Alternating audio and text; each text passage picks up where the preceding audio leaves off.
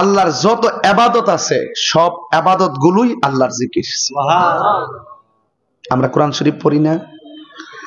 এই রমজানে তো অনেকে কোরআন শরীফ পড়েন না। এই রমজানে কোরআন শরীফ পড়বেন। এই কোরআন শরীফটা হাসরের মাঠে জাহান্নামের দরজায় এইভাবে দাঁড়ায় যাবে। কি বলবে জানেন?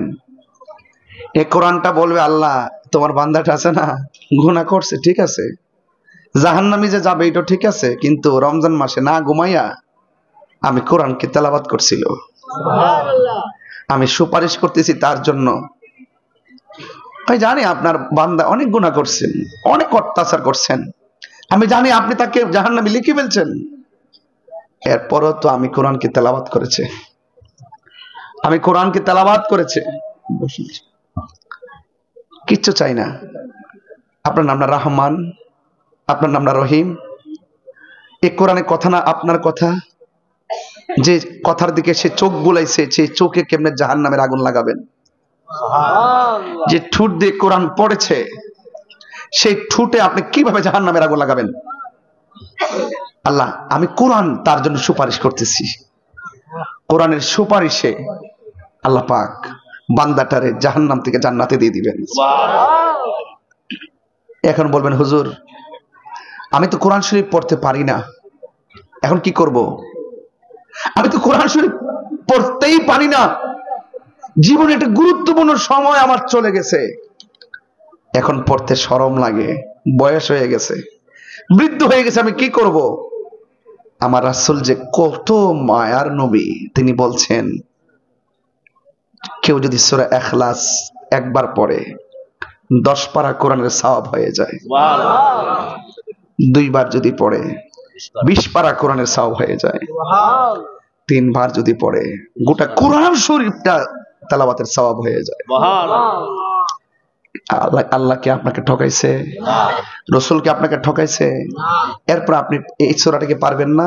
পড়েন, কুল হুয়াল্লাহু আহাদ আল্লাহুস সামাদ লাম ইয়ালিদ ওয়া লাম ইউলাদ ওয়া লাম ইয়াকুল লাহু কুফুয়ান আহাদ।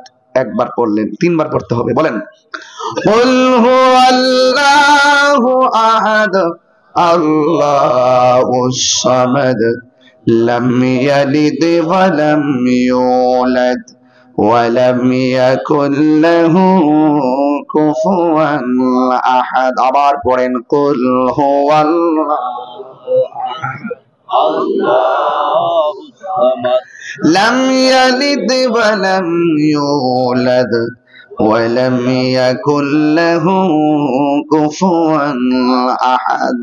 কেউ যদি এই সূরা 3 বার তেলাওয়াত করে, আমার আল্লাহ তার আমলনামায় গোটা কোরআন খতমের সওয়াব দিয়ে দেয়। কোরআন পড়লে যে সওয়াব, কোরআন তেলাওয়াত শুনলেও সেই সওয়াব, কবরে দেওয়ার পর ডান পাশে একটা নূরের বাতি, বাম পাশে আর একটা নূরের বাতি জ্বলবে, ডান পাশের আলোটা আপনার অন্ধকার দূর করে দিবে। জিজ্ঞেস করবেন, আলো তুমি কে? আলো বলবে, আমি দুনিয়ার কোনো আলো না, তুমি যে দুনিয়ার মধ্যে নেক আমলগুলা করেছো, আমার আল্লাহ সেই আমলগুলোকে কবরের আলো বানায়া পাঠাইয়া দিছি। তুমি যে বাম পাশে আর একটা আলো জ্বলবে, জিজ্ঞেস করবে তুমি কে? সে বলবে আমার চিনো না, তুমি যে দুনিয়ার জমিনে কোরআন তেলাওয়াত করেছো, এই তেলাওয়াত গুলোরে আলো বানাইয়া তোমার কবরের মধ্যে পাঠিয়ে দিয়েছে। আমার আল্লাহ জান্নাত থেকে একটা গালিচা বিছায়া দিবে, ওই গালিচার মধ্যে এমন একটা ঘুম দিবে, কিয়ামত ইসরাফিল আলাইহিস সালাম সিংহা ফু দেওয়ার আগ পর্যন্ত বান্দা ঘুমায়া থাকবে। কবরে 3টা প্রশ্নের উত্তর দেওয়ার পর আপনার গালিচা চলে আসবে। এই গালিচা আসবে, আলো আসবে, আলোগুলা হলো আপনার বডির অলংকার, আলোগুলো হলো ওই কবরের অলংকার। আর 3টা প্রশ্নের উত্তর দিয়েছেন আপনি ঈমানের বদৌলতে। এই জন্য ঈমান আর আমল 2টা যদি না থাকে, কবরের প্রশ্নের উত্তর দেওয়া যাবে না। আমার বন্ধুগণ, ফয়জিয়া দরবার আশেকগণ, 12 মিনিটের আগের পরিবেশ এখনের পরিবেশের মধ্যে পার্থক্য আছে না নাই? মনে হয় যেন আমার আল্লাহ এই মুহূর্তে রহমতের ঝর্ণা নামায় দিছে। মনে হয় যেন আল্লাহ বান্দার খুব কাছে চলে আসছে। যখন দেখবেন কোন মজলিসের মধ্যে ধৈর্য আর ধৈর্য, তখন আপনার ডানে বামে ফেরেশতা বসে যায়। আপনি দোয়া করেন, ফেরেশতারা আমিন বলে। খেয়াল করেন, একটু খেয়াল করেন। গুনাহ আছে তো? এই চোখ বন্ধ করেন। গুনাহ আছে তো? গুনাহ আছে তো? বলেন আল্লাহ। আরো বড় করে আল্লাহ। আমার দিকে তাকান। এই যুবক ভাইরা, আমার বাবারা, একটু আমি কি বলি শুনুন। সব পৃথিবীর মধ্যে এক বন্ধু আরেক বন্ধুর সাথে চলে, অনেক গুনাহ জানে, বলবেন না কাউকে। বন্ধুর সাথে বন্ধুর 12 বছর বন্ধুত্ব, বহু ইনবক্স হয়েছে, কাউকে বলবেন না কি বলছে। আপনি যদি আপনার বন্ধুর দোষ ত্রুটি গোপন রাখেন, আল্লাহ পাক হাসর মাঠে আপনার দোষ ত্রুটি গোপন রেখে দিবেন। বুঝতে পেরেছেন? ক্ষমা করা শিখবেন। ক্ষমা ক্ষমা করা শিখবেন। ক্ষমাই হলো সবচাইতে বড় মহাগুণ। অনেক মানুষ অনেক কথা বলে, ক্ষমা করে দেই, প্রতিশোধ নেই না। প্রতিশোধ নেওয়ার নাম ইসলাম না, ক্ষমা করে দেওয়ার নাম ইসলাম। কথা বলেন ঠিক কিনা? এই রমজান সহমর্মিতার মাস। রমজান সহমর্মিতার মাস। রমজান ভ্রাতৃত্বের মাস।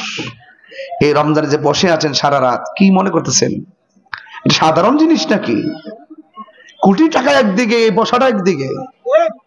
আপনার মতো কত লোক জানেন না, আপনি ঘুমাই রইছে। সবগুলো দেখেন, খবর নিয়ে দেখেন, অনেকে ঘুমাই আছে। আর ওই মুহূর্তে আপনারা মাঠ ভর্তি মানুষ বসে আছেন, কোন আওয়াজ নাই।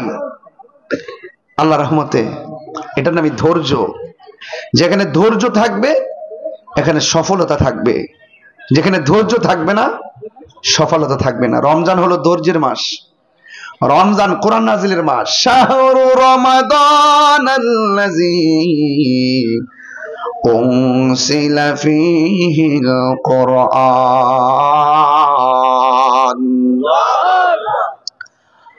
আল্লাহ রাব্বুল আলামিন বলেন, এই রমজান মাসে কোরআন নাজিল করেছি।